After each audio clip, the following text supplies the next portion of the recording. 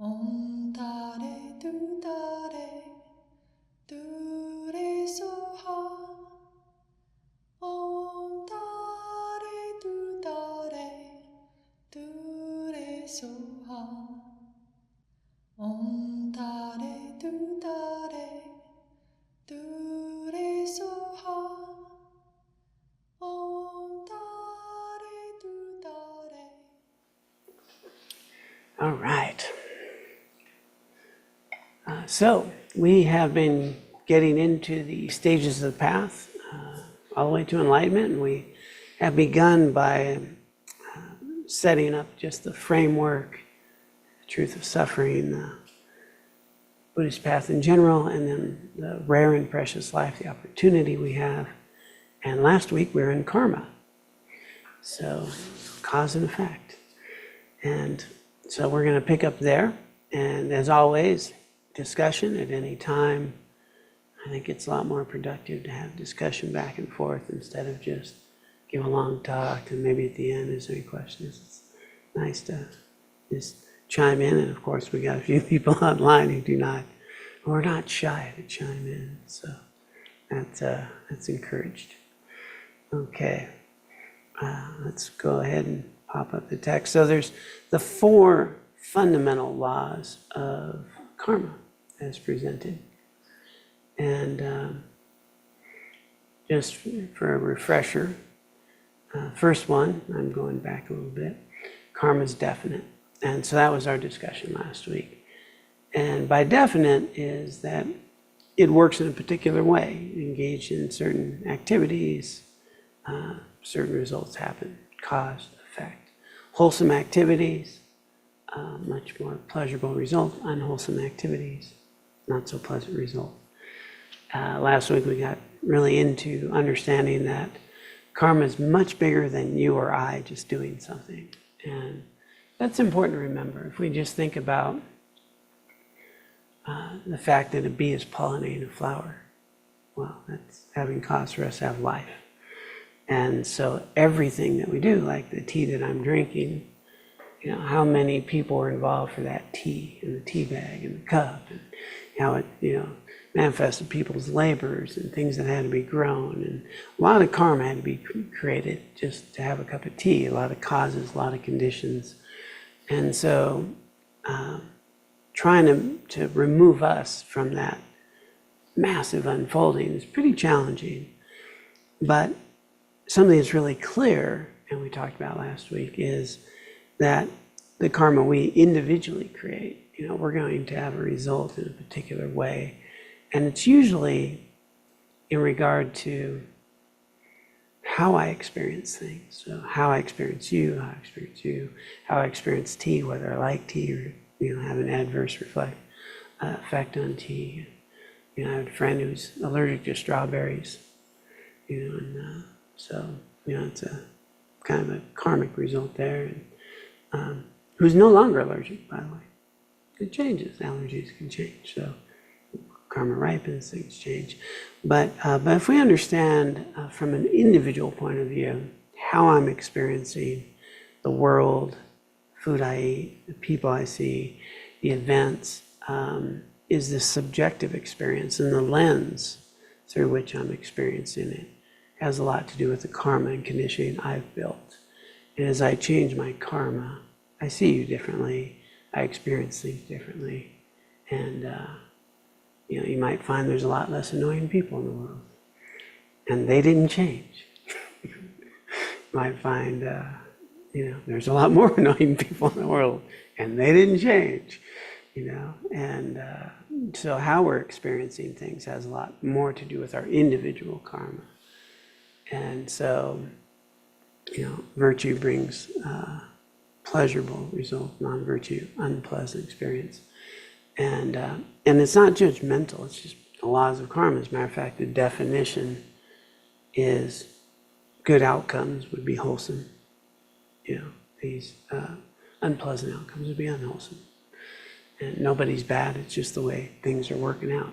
And so understanding that if we cultivate these wholesome activities of body, speech, and mind, we're going to have this It's a different result, and we'll have different opportunities to engage life with a little more genuine happiness, well-being, more resiliency, that kind of thing.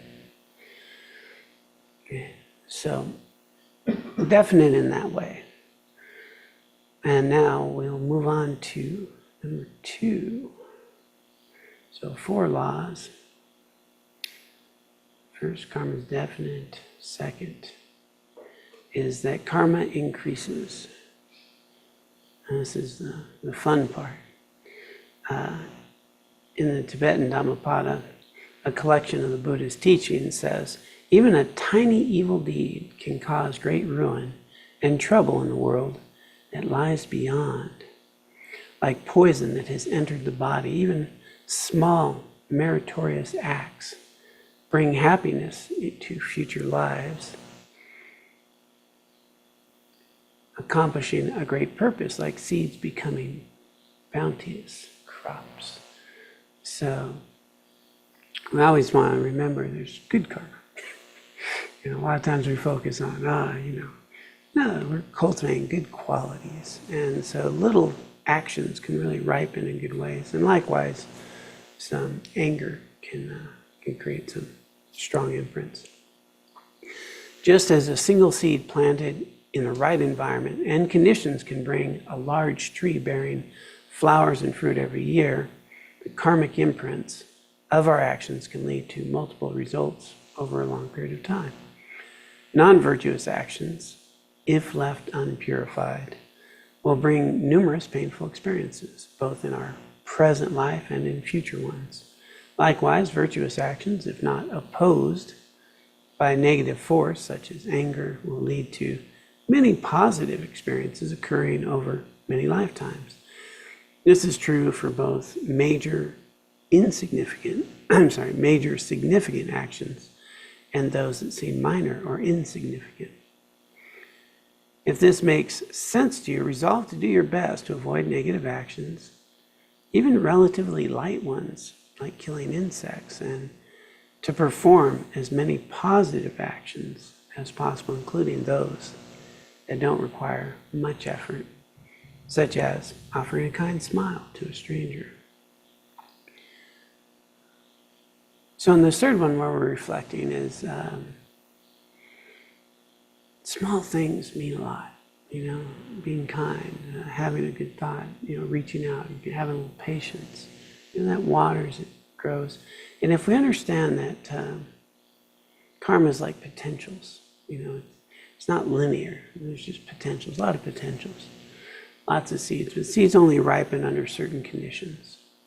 Water, soil, sun, etc., whether bees pollinated. And so repetitive things also happen. So they're not isolated. Like if I have a habit of smiling a lot at someone, well, I keep building that. So I have a tendency to do that. We kind of notice it with our own habits and our own conditioning. We do certain things a lot. It just becomes kind of strong. One of the, not going to cite the right person on this quote, maybe it was William James, but no, it wasn't William James. But it's like habits are so subtle that you don't notice them until they're too hard to break, right? We're kind of doing something and, just toying. And then all of a sudden, a while later, like, I'm trying to shift and I go, wait a minute, I'm kind of stuck, I can't easily change and do these new things. And so, that's kind of how our life is, right? We've been conditioned just in this lifetime, and how many things that we do and, kind of get habitual around. And, one of my bad habits is telling people to gamble. It's a pernicious thing, And it happens only primarily when I'm opening the door for someone. So you're all wondering, what is he talking about? Yeah. Open the door to someone and someone will say, hey, thank you. And I'll say, you bet. I don't know why I want them to gamble. I just, it's weird. I don't say thank you. I don't say you're welcome, right? I say thank you. But for whatever, it just keeps, I'm more mindful. I've cut it down. I've stopped encouraging gambling to a great degree. But it's funny, it'll still pop out on occasion. You bet. Okay. And so we have so many things like that, right? That we just kind of say automatically, do automatically. It's conditioning, and so if we kind of understand karma's, working in that way, that whatever I think, say, and do, I don't tend to think, say, and do more. It's a tendency. It's perpetuates itself, and it grows. And so here, when we think about karma growing, where a lot of people can get stuck is, I got angry and I yelled at so-and-so or I hit so-and-so, whatever it was, right? And then I can worry about it. Well, that's going to turn into this huge thing and I'm going to, have to endure a lot of pain. And that's not helpful. It's just not helpful. It's not how it really works. I think I talked to, I don't know if it was here, anyway, in a recent teaching, there's been a few, about just how we validate our anger, right? Somebody, I think it was last week, somebody insults me or does me harm, steals something from me, and I'm angry, I'm self-righteous, it's wrong. And so what do? I tell all my friends, and then all of you get to validate how wrong that is, how terrible it is, how sue them, put them in jail, whatever it is, we get all, wrapped up in it. And I feel better because, all of you are on my side, and feels good. But what I'm really doing is getting a lot of validation for anger and resentment and frustration. And so next time I'm in any situation like that, anger, resentment, frustrations arising, as opposed to somebody does me wrong, steals something, I attend to it. I take the healthy steps to hold people accountable if I can. I may express some of my struggle or concern around that or what we need. But I might have a more problem-solving thing, like, okay, the car got stolen, what are you doing to get another one? How are we going to deal with that? Versus validating the anger, the frustration, And so which thing am I watering? I used to be a school teacher, and one of the things that my mentor at the university taught me was don't hang out in the teacher's lounge. Yeah, Alyssa, hi there. And it's, a lot of times teachers commiserate about those kids don't want to learn and, this stuff. And the administration, oh my God, they don't know anything. And, it's just a complaint cycle. And it's not very inspiring. And so, at my school, I had a little group. We would meet once a week in one of our classrooms, have lunch, and not talk school, So go and talk, So, but we can be around a lot of people. We're validating thoughts and attitudes, and groupthink happens, and then you know what? The people kind of like me. Well, you guys are cool because those people, and then as soon as I see those people, I already filling in a blank, and and those people are like this, stick a label on, and it just fills in. So we're doing this all the time. And as I think about karma, subjective experience, Jessica, are you waiting to ask me a question? Okay. You're just messing with the dial there. I'm just trying to figure out, we got a lot of buzzing kind of feedback noise. So I was trying to sign out and back in, just trying to figure that out. Okay. A couple other people said they had it too, so it might be something with the mic, but. Oh yeah, anybody else have a buzzing noise? Yeah, so when Jessica spoke, it all stopped. And then when it back to your mic, the buzzing comes back. So it seems to be something from your end there, John. Okay. Maybe it's your guys' karma. You ever think about that? I got buzzed once too often, I think. Okay. And now it's buzzing back. Wireless. I don't have any buzzing. Just saying. Ooh, your karma is doing all right. I don't have any either, and if anybody's karma would be buzzed, it would be mine. No problems in Durango. Okay, John, I think it could be your karma. how's it now? I just unplugged and replugged my little microphone. Nah, you're still buzzing. Buzz, buzz, buzz like a buzzing bee. Wow. But it could be worse. My God, buzzing just started in Durango. What's up? That's all I can hear. Karma is Something right. worse than it was before. Yeah? Wow, that's exciting. Yeah, that's it. That's it. Whatever Hey, you're you messing fixed with, that's it. Okay, how we Plugging it doing in, now? it works. We're That sounds good? better. Perfect. Excellent. I don't hear anything. Sounds All right. good. Good in Durango. Solid. So this conditioning, the habits, the way we fill in things, it's interesting how quickly we can judge a person, right? Just boom, just the way they're dressed or what, they do thing, or especially if they got that bumper sticker, man. Those people are like, and we don't even question it. We just boom.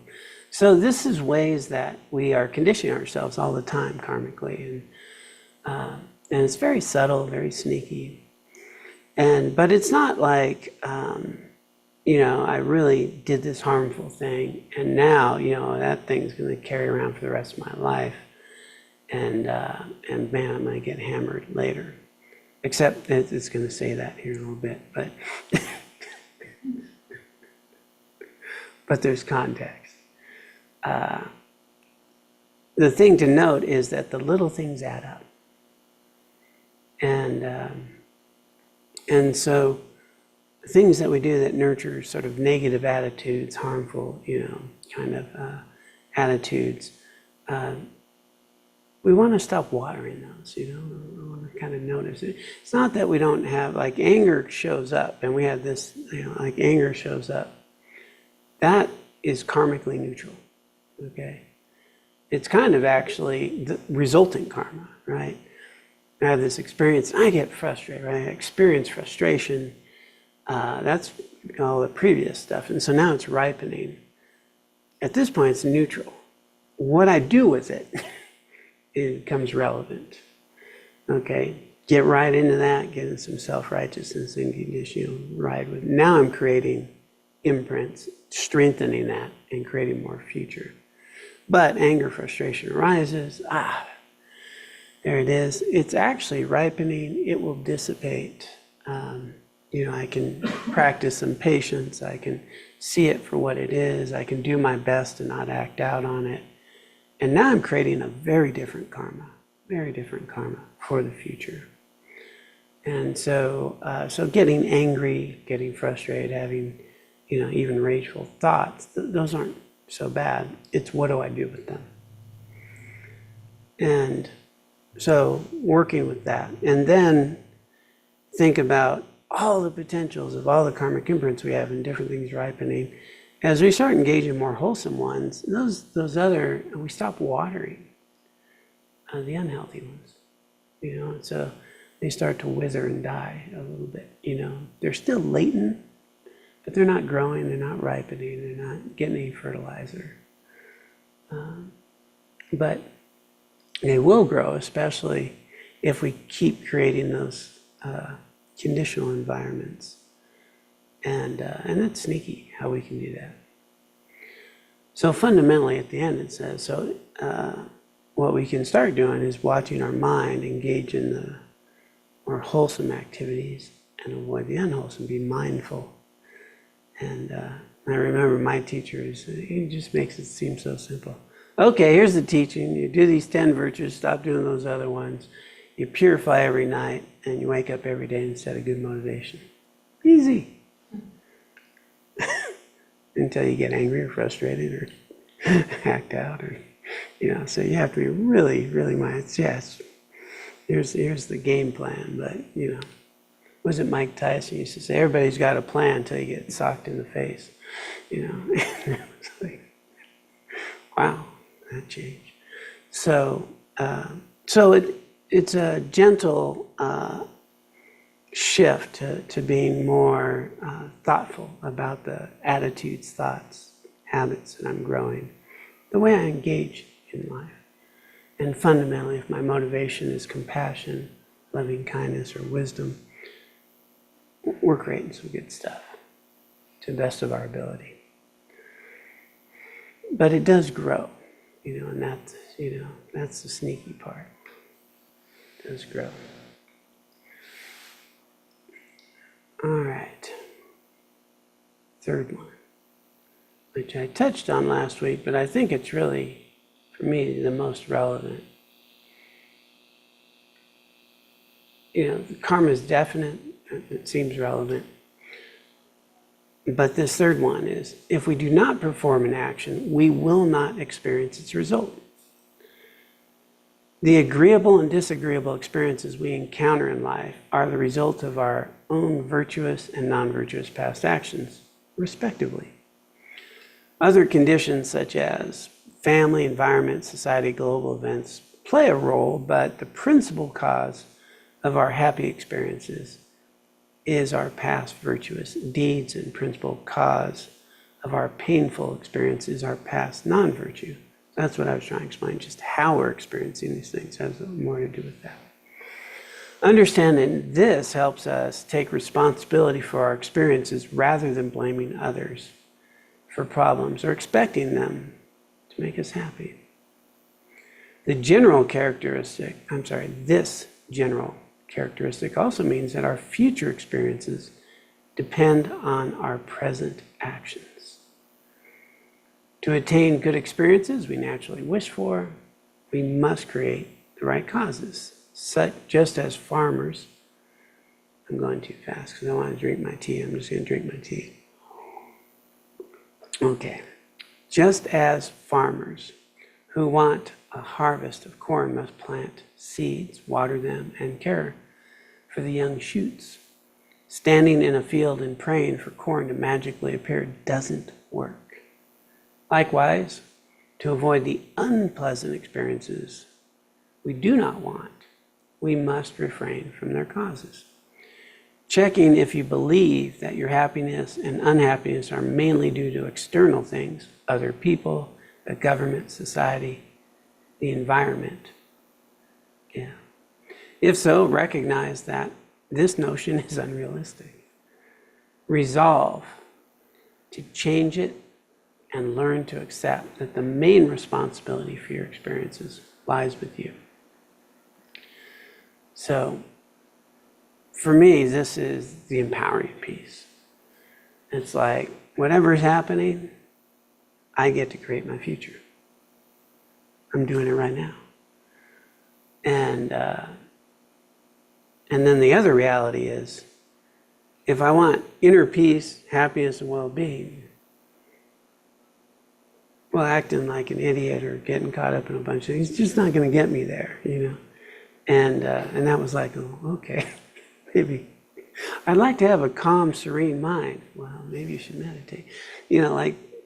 That works, But if I think I'm not going to learn to meditate or do these things, I'm going to have this calm, serene mind, it just doesn't work.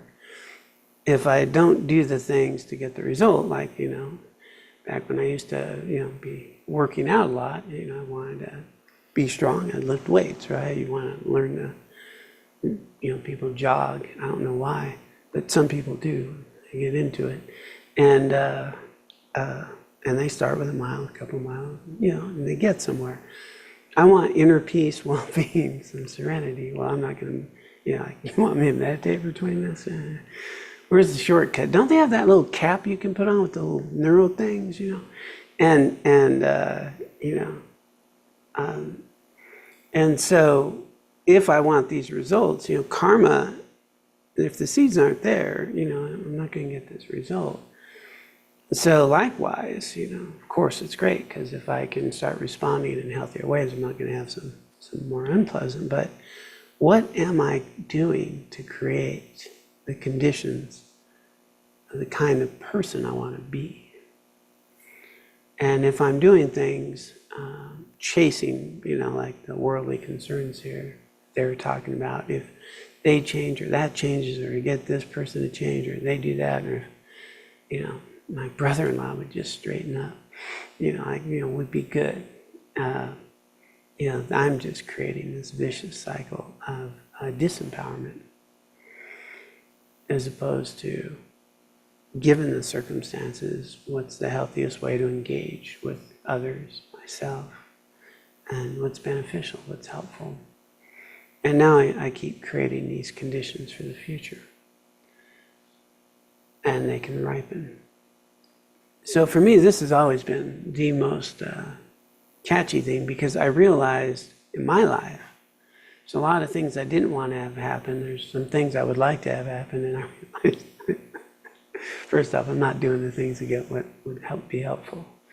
And maybe kind of create some unhealthy habits that I keep watering.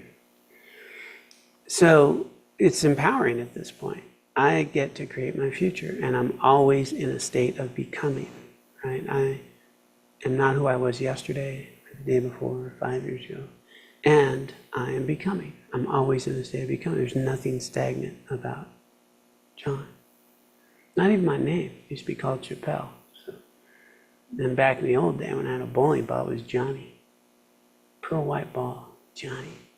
Yeah, got the shoes, the whole thing. It was kind of fun. So, you know, these things change. You know, our careers change, our body changes, our, you know, how we are in our relationships. You know, we're always in a state of becoming. And what an incredible thing to think, well, I can be a part of who I become. You know, what are the thoughts, attitudes, and I'm nurturing and growing? What are the habits that are beneficial? And if I'm a jerk at the moment, it's okay, because you know that's going to fade. You know, let me work on that. See how that's not helping. And so it's you know they always, I really like the seeding thing, right? Karmic seeds, because you notice that weeds grow really quick, really easy. You don't even need to water them. You know, they show up. A lot of our habits and tendencies, they you know, they show up because they have been seeded for so long. And so growing our flowers, you know, or our fruit or whatever we're growing, you know, that we tend to it. You're mindful of it. You tend your garden well. You weed the garden. You notice those habits and those thoughts. And then the biggest one that we're all up against, I think mostly, is our own self sort of micromanaging critic, you know, especially when you start learning about karma, then you start keeping score. Not helpful, really not helpful, you know, because first off, we don't know how to keep score. There's probably 1,000 nice things you did in a day and then you screw up. And what are you going to keep score on? You know, like it's, you know, we're just off kilter. We're not good at noticing our good. We're just generally, you know, we're really good at noticing our screw-ups. And there's in psychology, a peak-end rule. Peak-end rule. Peak and an end. If you ask anyone how their day is, hey, how's your day, Sam? Sam's going to remember like the peak event of the day, like the most emotional thing, the thing that happened, whatever it was, the biggest thing. And the most recent, generally. Everything else in between, we don't really pay much attention to. How's your day? You know, this thing happened. You know, and then you're kind of, you know, what's the kind of last thing? So it's in psychology called the peak end rule. We kind of ask somebody about their day. It's the biggest event, and then the most recent. So that's actually really important to know. It was research with residents, doctors. You know, it's like a very stressful thing to be in residence for a couple of years. They torture them, keep them up working on staff or for us. It's a really stupid system, but I'm not in charge of that. But, you know, if you ask this resident, and this was a study by Eve Ekman, actually, in San Francisco, with all the stress, all the anger, all the frustration, all the difficulties, she had them check in emotionally. You know, she had a little app, and they would randomly, how do you feel right now, and what are you doing? How are you feeling? What are you doing? And so over a course, it was 1 or 2 years. But what they found was that the majority of their time, they were not angry or fearful. That was only like more than 50% of the time, right around there, they were either happy, content, or even joyful. And they felt competent. 17% was fear, and 14% was anger. But if you ask them how you're doing, oh man, it's stress and angry, just all the joy, the contentment, and the competence, they didn't remember that because the other was so much stronger. And so, just think about ourselves. When you've had a bad day, was it a bad day or was it a bad 5 minutes that we just dwelled on all day, which isn't. So we're not very good. So don't keep score. If you do keep score of the good stuff, because try to add that up. Good luck, you might need a huge calculator. But because we're doing stuff, we wake up, we're trying to be good people, we're doing things, we're facing difficulties, we have struggles, we're showing up, things are tough, my mind and body doesn't want to do something, I do something anyway, I show up for my friend, I didn't want to.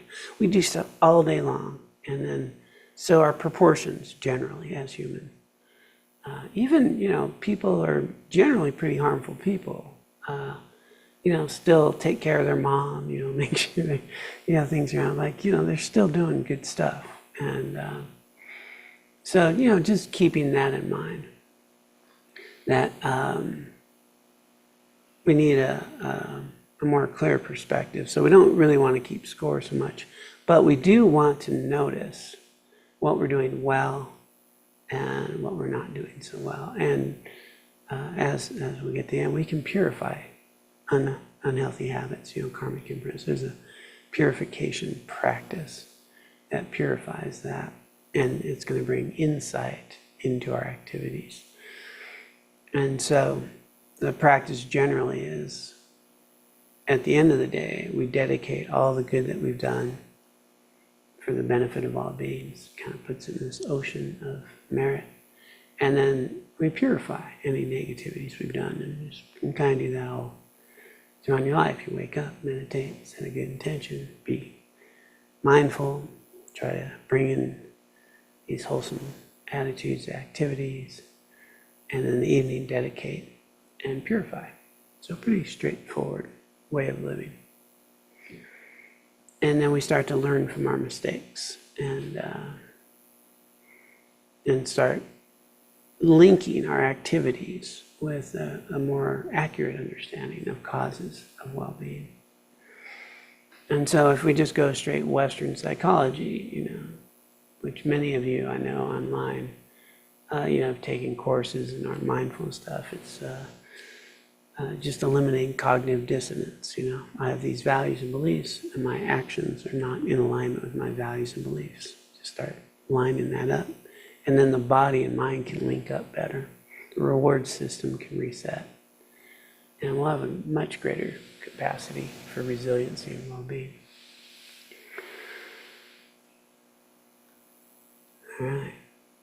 Boy, nobody's really chimed in except to tell me I'm buzzing. So, yes? For the purification, is that just focusing on watering those seeds that you want them? When you get them further away? Purification practices these what we call 4 opponent powers. We'll get to it. And one is, the main thing to it is really seeing how that we call intelligent regret for a specific activity. I got in an argument with so-and-so, and just really see it and see that's how I don't want to be. I see how it harms me. I bring some wisdom to it, some understanding, and then a resolve not to do that. Again, when I feel this in my body, I'm gonna respond differently. And it's a lot like confession, actually, Catholic Church. You take a refuge, you develop an intelligent regret, you resolve not to do that, I want to be like this. And then you do a wholesome activity, kind of like, you go tell you do 10 Hail Marys or whatever. you're going to engage in some virtue to offset it. So, yeah, 4 opponent powers. Hey, Nicole and Keith. So we'll start with Nicole. Hi, thank you. I wanted to just comment on the noticing the positive things, because when I first started doing the check-ins and then reviewing at the end of the day, I really struggled because I was just noticing all the negative sort of things. And through talking to you about it, I would describe a situation for, like, I had a conversation with my daughter that I didn't think went well. And you reframed it and you said, no, but you didn't yell at your daughter. And so that goes in the plus column. And when I was able to start reframing the things, it was more fun to check in because I could see the progress instead of just noticing what I was doing wrong all the time. It was helpful. Thank you. Yeah, thanks. Yeah, so easily to label something that is actually skillful, unskillful, just because of how we feel in the moment. But it's when we feel that way and we still do that next healthy thing. That's amazing. Hey, Keith. Hi, John. Thanks for the talk. I know you're going to get more into purification because I know the chapter, there's a whole meditation on it, but you've brought it up. And so, Dana one of brought the it up, concepts not I'm me. trying to, what's that? I said Dana brought it up, not Or me. somebody brought it up. I don't know. Yeah, go ahead. All right, accurate speech. So with the purification, I think there's a way it's landed with me sometimes, like it's almost like this magical thing. If I do my purification each night, it somehow magically erases negative things from the past and this life and previous lives. And I think the way I'm seeing it and it's being talked about, it's more about generating regret for what we've done and insight into the harm it causes, that thing has caused, whatever it was, and moving forward out of these habits and tendencies so we don't continue to make those, engage in those same unskillful behaviors. But there isn't a magical, I don't think there's a magical woo-woo part to this, or is there? Wow, I want a magical woo-woo thing. That would be good. Yeah, yeah, that's an interesting phrase. It literally is us working with our minds, So we're creating cause and effect. There's nothing magical, and so like there is something that's interesting that magnifies, which first and foremost, it's just the mechanics of it. As you're saying, I'm learning that that's not how I want to live. I'm in a purification practice. I see it happening. I feel it in my body, and then I associate differently with it, so that I'm looking at this instance and what I did. I see the harm. I'm relating that sensation with the harm, and then in the safety of my practice, I'm saying how would I like to respond differently? What would be healthier? And so over time, I can start training myself to have this sensation and respond differently, right? So I'm decoupling that trigger from this activity, and I'm connecting it in a different way and seeing the virtue and reconnecting the reward system. So if we just think about, again, just this mind-body thing, Western psychology, dopamine, serotonin, the chemicals, the things that we're dealing with reward system. We can actually start feeling pretty rewarding about having that sensation and doing this healthier action. Like, oh yeah, this is much better than that. And And so now we're building these neural pathways and the connections we're rewiring literally. And so, that's just the way the human body works in this. But we're bringing the mind and consciously being a participant in the rewiring instead of just, being a passive part of the process. However, we'll go a little woo. So like when we're doing Chenrei Sig on Sunday, right? So on Sunday, we're doing Chenrei Sig practice. We're thinking about the Buddha of compassion. We're bringing the presence of Chenrei Sig here. We're visualizing the purification, and the blessings. Well, if we understand dependent arising and so forth, us being able to visualize that Chenrei Sig is here, well, how'd that happen? Well, it's been passed down through centuries, and all of the people before us practiced this practice, generated these practices, had the loom, the transmission again and again and again and again and again, creating the conditions for us, and lineage through my teacher, and then us here, and then all the times that you're doing it. You think about the collective energy of bringing the presence of Chenrei Sig here, and then all of their prayers for us to be well, and people are okay, and people are healthy, and you're tapping into that energy in your purification. We're opening ourselves up to all the previous karma and causes and conditions to help us really activate our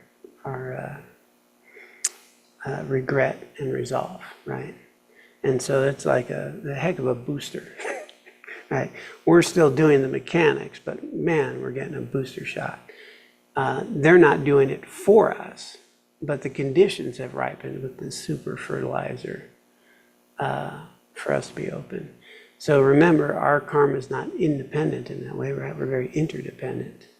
And so we're the answer to their prayers, basically. It's pretty cool to think you're answering somebody's prayer. My ex-wife didn't think I was, but I can bring karma in. Make a point now. But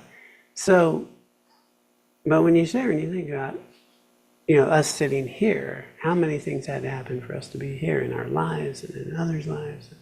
That's good. So when you bring ritual and ritual of other traditions, whatever, the idea of ritual, is you're bringing in this collective energy, and if something's been passed down and all the efforts and all the conditions that gave rise for whatever that is, that's why there's kind of a nice palpable force sometimes when you're engaged in ritual.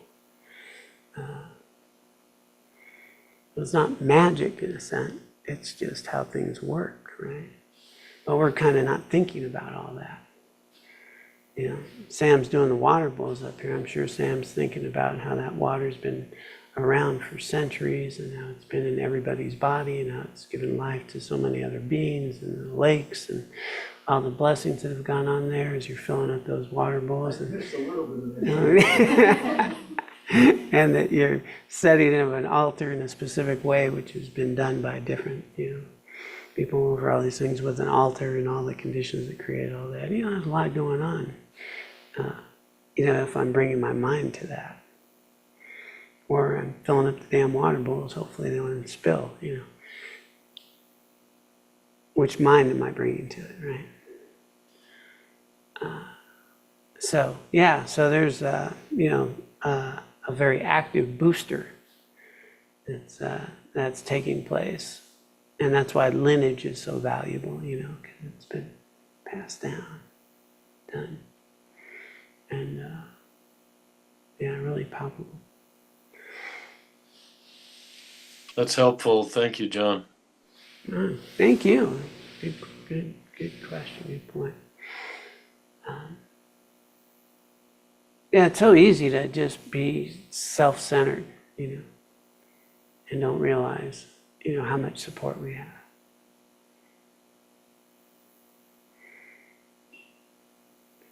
Yeah. Let's get to the fourth one. All right. So again, I just love this third one because it's just so empowering. I'm creating my future. And I can start now. No matter what kind of jerk I was an hour ago. Like I'm always becoming. But there's also a responsibility with that, Yeah. All right.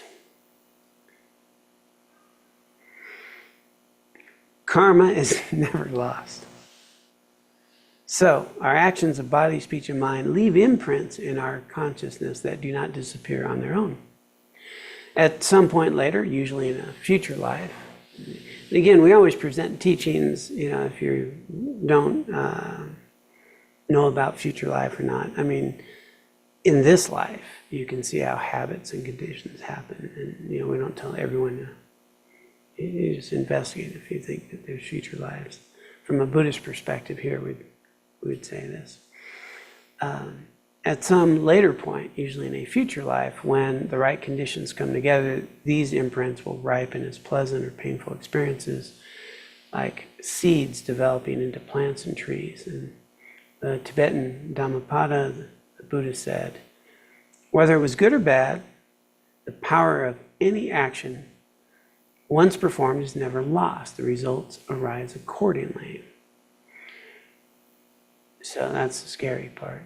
And then the next sentence, there are exceptions to this. Negative karma can be purified with the four opponent powers: feeling regret, taking refuge, applying remedies, and resolving to not repeat the action. The seeds of positive actions can be damaged by getting angry or generating certain wrong views, rejecting karma, or the possibility of attaining enlightenment. Fortunately, we can protect the good karma that we create by dedicating it to the enlightenment for the benefit of all beings, calling emptiness at whatever level you understand it. So, we can nurture and grow and sort of dedicate all the good. And so that keeps it really nurtured. So, in conclusion, the four characteristics of karma: it's definite, it increases. If you don't perform an action, you won't experience a result, and the results of actions are never lost, even over many lifetimes, unless they meet with counter forces. That's a good way of putting it, the counter forces. And so then everybody says, well, you do a negative karmic imprint, what happens to that seed?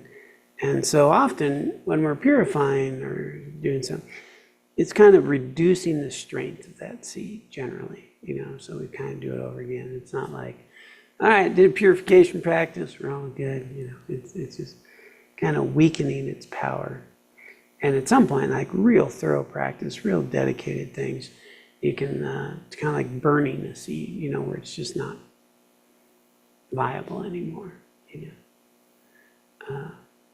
And they do say at some level, you can actually ultimately completely remove. But generally, it's much more we're weakening it. And then maybe at some point, burning it, like it just doesn't have that any force. Which, I've noticed in my own life, there's, I'm a much happier person than I used to be. I'm a much, kinder person I used to be. So a lot of my seeds of anger or frustration or, judgment, I feel like a lot of those are not as, effective anymore. And these other ones are much more so. Ashley, where's your cat? She went into the other room. She was listening though. Okay, good. Could you explain a little more about recognizing emptiness when you're dedicating at the end? Yeah, so when we talk about remedial actions, and we will, next week, we'll just do a whole thing on purification practice.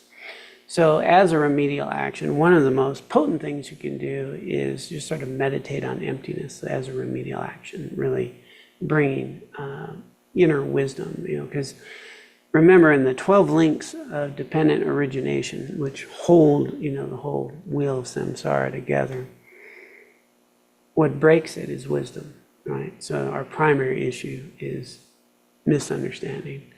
Wisdom enlightens us, it breaks the whole wheel open. We're no longer stuck.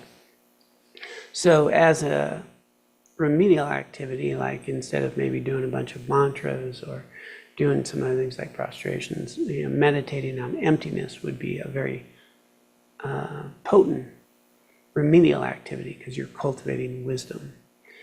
And you can infuse like an activity with just sort of that understanding of interdependence, which is leading towards wisdom. So, like I just did with that whole tracing back to like the Chenrei Seg or the water bowls, this understanding of dependent arising or interdependence, just understanding that as you're doing a purification practice would really help.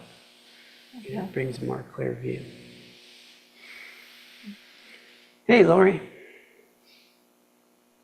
Yeah, I was curious about when you do a Vajrasattva practice, and they talk about having burnt seeds. So you've burnt the seeds of karma. And I think it was Gacho Rinpoche who was talking, whose teacher told him he had to leave because of the invasion, but that he had, the teacher, I believe it was the teacher, anyway, very enlightened or very highly spiritual person, said, but I have to stay. It's my karma to be beaten. And yet he had so far progressed along the path, and yet that he had still had that karma. But then I was also hearing that, but he didn't experience it as a negative, for lack of a better word. Is that a burnt seed ripening, so that the activity is happening, but you have a different experience? And I'm just kind of curious of what a burnt seed, when you've purified, how that will it still manifest? I guess that's my question. And if so, how? And is it related to what I just said? Or did I make that up? Yeah. So just for everyone, Vajrasattva practice is like the most common purification practice, and it includes the 4 opponent powers. So it's a practice. So mentioning a Vajrasattva practice is the most common purification with 4 opponent powers.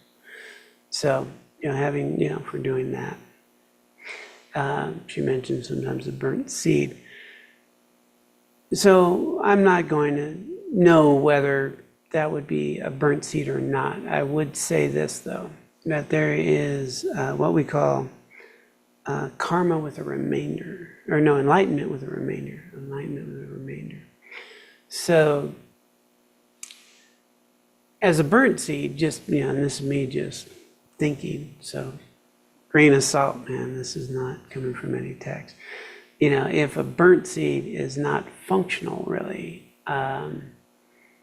generally I wouldn't say that karma is ripening, but I don't know. So, but you can be pretty enlightened, but you have all this karma that needs to get burned up. So, for example, you mentioned, he already knows he's got to take this beating or whatever.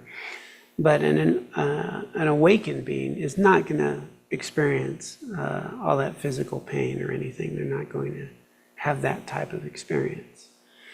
The analogy I used with my teacher in his passing, during all the cancer, during all the things that would normally be unbearable pain, didn't faze him at all. And but the body's deteriorating, so the body still had to go through those things.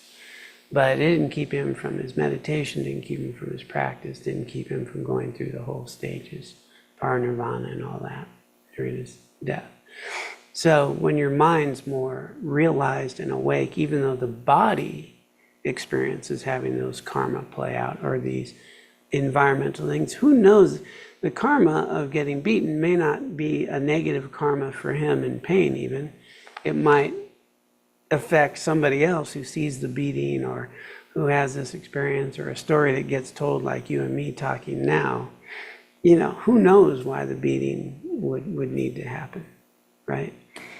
So things are not always so clear in that way.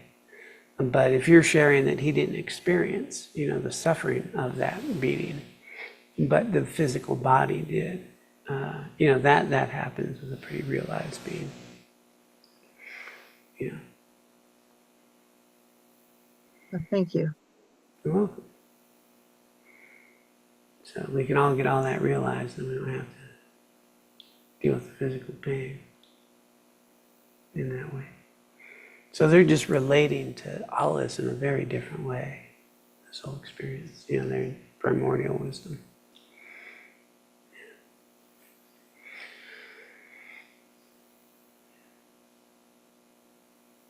All right, anybody else? Yeah, Nina. So am I the only one who can put an imprint on me? It's not what other people would do, it's not what happens to me, it's how I interpret it, and that's what creates it. Yeah, you are fundamentally responsible for your primary karma. Okay, but you're interacting with everybody else's karma. Yeah, so, we're interacting, and we're creating a collective karma right here. And, Carbondale has a karma. And so we're like, I used the analogy, I think, last week, if you get in a car accident, I mean, the karma of who built the roads, and the roads that came together, and who built the car, and, the other drivers and all their family and their genetics back in time. And then, you start thinking about everything we're doing. We're all mixed in with each other's collective karma in different ways. So, even the food we eat, whether there is food or not food, or, all that. So, but this one specific element that's more individual is really relating to, how we respond, how we engage, how we experience this life, and even, the body that shows up that we get to have. Yeah. And then how do we deal with that body? Some people even, can have a pretty healthy body and not feel good about it. And some people can, we have all these distortions we could have. And that would be more us. But we're interacting all the time. So, with everybody else's. And everything we have is because of all this other stuff. Yeah. So is imprint and karma interchangeable? Karmic imprints is what I'm saying. So like seeds, your individual karmic seeds. So the way it works generally then is we'd say that there's a storehouse consciousness, that you have an individual stream of consciousness, a continuity of consciousness. And it's all there. So all these karmic seeds, everything you said, done, and previous life into this life and so forth. And these seeds ripen, and we see ourselves as, human in this form, in this way, and then this body will die, and it says, well, we'll start seeing ourselves differently. And so rebirth is, it's much more just seeing ourselves differently. I'm seeing myself now in this way. Body dies, consciousness just starts seeing itself differently.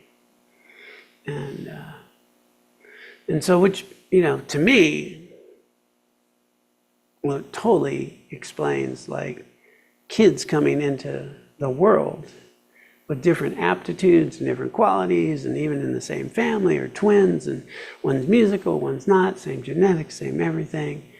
Some kids come in, boom, with all this potential, and some this other way, and, and it just, it makes a lot of sense to me. But we think people need to figure that out on their own, whether it makes sense to them or not. Yeah. All right, Alyssa. Hey, thank you. My question goes back to the enlightened one who knew his karma was to be beaten.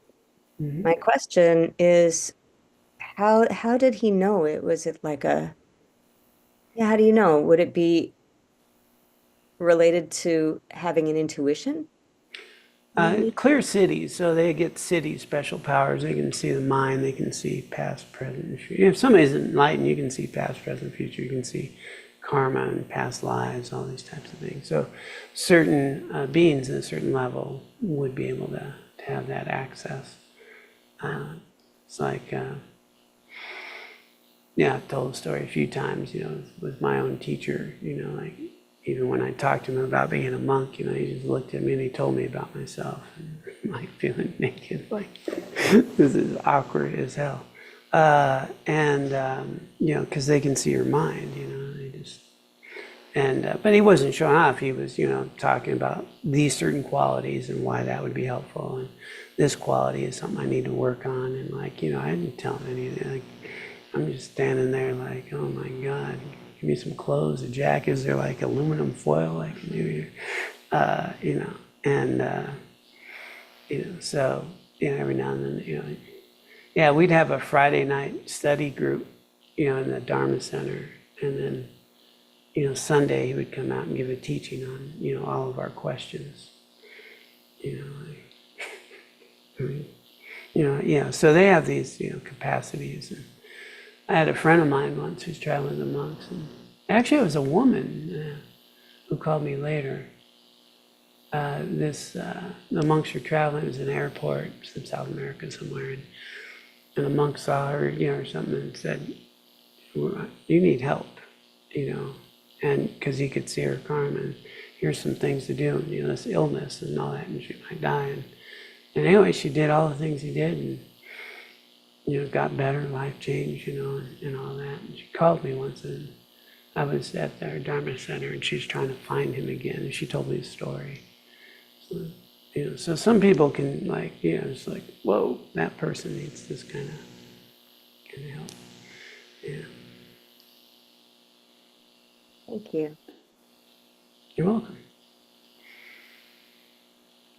I don't even need that kind of realization. No, I need help. Yeah, me too. So, okay. Let's go ahead and dedicate the merit that we have cultivated here, if you care to. And I think I'll pop that up if I get my finger here. Okay. So we could have been doing a lot of things on a Wednesday night. We've come together to cultivate meaning, purpose in our lives, kind of understand ourselves, be more compassionate, try to engage in life in ways that are meaningful and productive. So quite a bit of merit and wisdom. We can dedicate this for the benefit of all beings, that they may find their way to get their needs met, that they find a way to achieve their spiritual paths, their goals, their vision of a meaningful life, and ultimately be free of suffering. And for our own continued spiritual growth, that we may recognize our own Buddha nature and be of greatest benefit to all. With those thoughts and minds, those who care to can join in a dedication prayer. By this merit may I soon attain the enlightened state of Guru Buddha, that I may be able to liberate all sentient beings from their sufferings. May the precious Bodhi mind, not yet born, arise and grow. May that born have no decline, but increase forevermore.